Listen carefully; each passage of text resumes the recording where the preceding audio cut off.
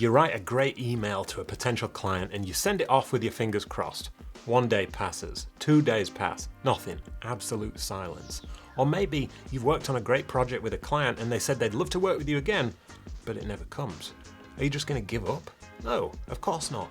Because following up at the right time and in the right way can be the difference between getting ghosted and building a relationship with a client. In this video, I'll show you exactly how to follow up with a client professionally, confidently, and without sounding desperate, even if you are a little desperate.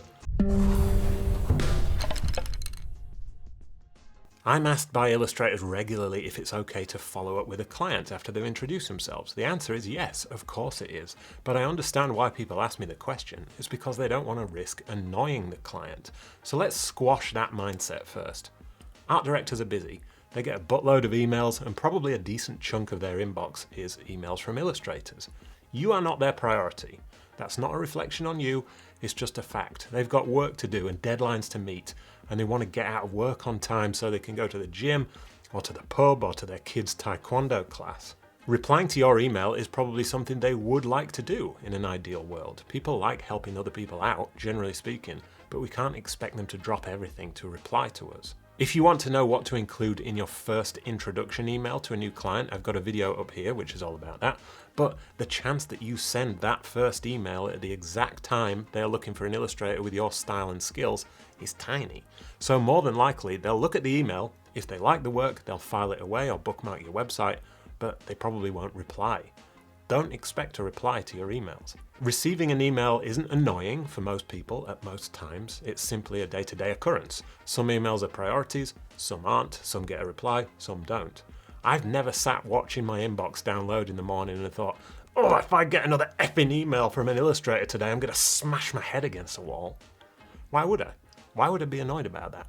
All I see is an illustrator trying to introduce themselves by sending their work in. They're doing what any freelancer should by telling a potential client that they exist. It's so normal and expected, and it's part of my job, or an art director's job, to receive those kinds of emails. I don't reply to most of them because I can't, I'm too busy. I've got a separate mailbox for the email submissions that I like so I can browse through it in the future if and when I'm ready to look for a specific style. I imagine art directors do something similar because they do need illustrators every now and again. So that's the situation from the client's point of view. They have received an email from an illustrator and are probably too busy to reply. From your point of view, you have sent a professional email to introduce your creative work to a potential client and you haven't got a reply. But you've done your part. You've done the part that you have control over to the best of your ability. There's no need to catastrophize or worry or second guess yourself. Not receiving a reply is normal. It's the default. It sucks. It happens to me too, but it's not personal.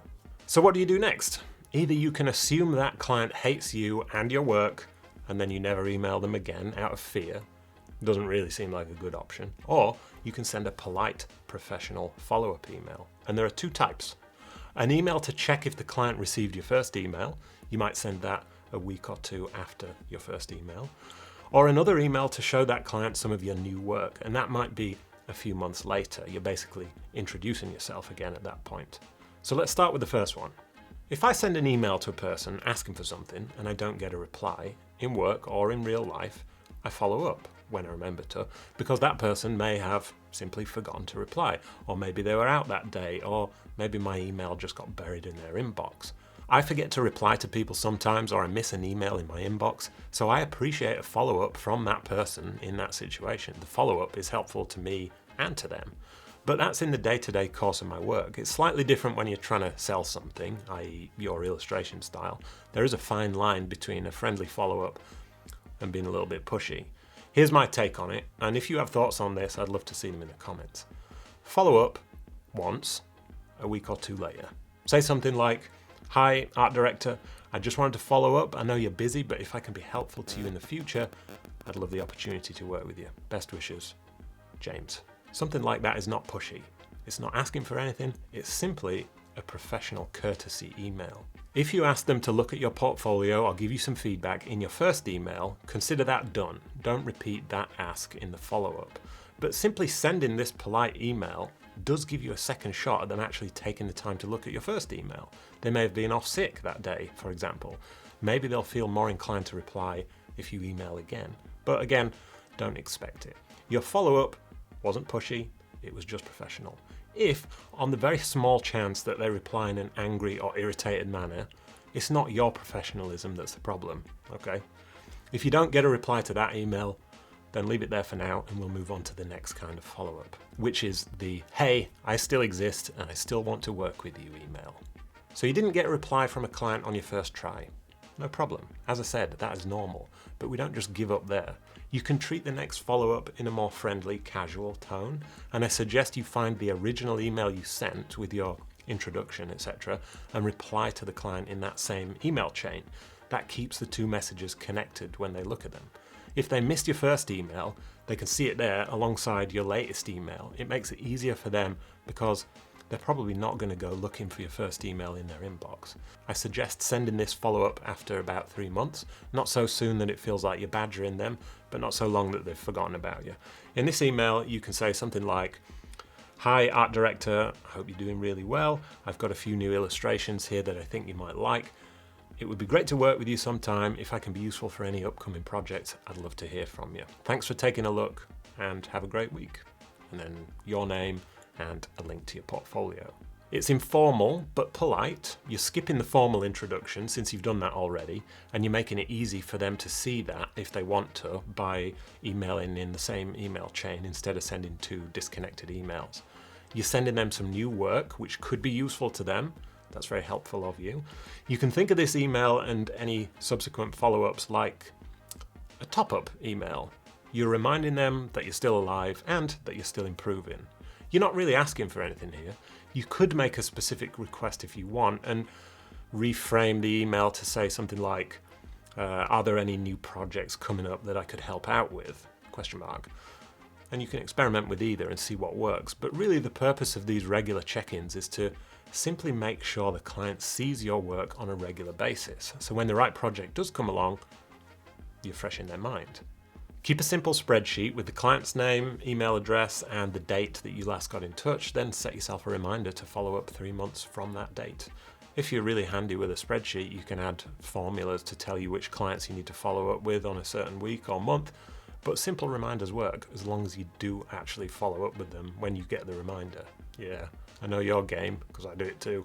There's a third kind of follow-up email which is often overlooked. This is the email you send after you've completed a project with a client. The, hey, I had fun working with you, let's do it again sometime email. If you've worked with a client like a monthly magazine and you did a good job and the client was happy, you have important information there.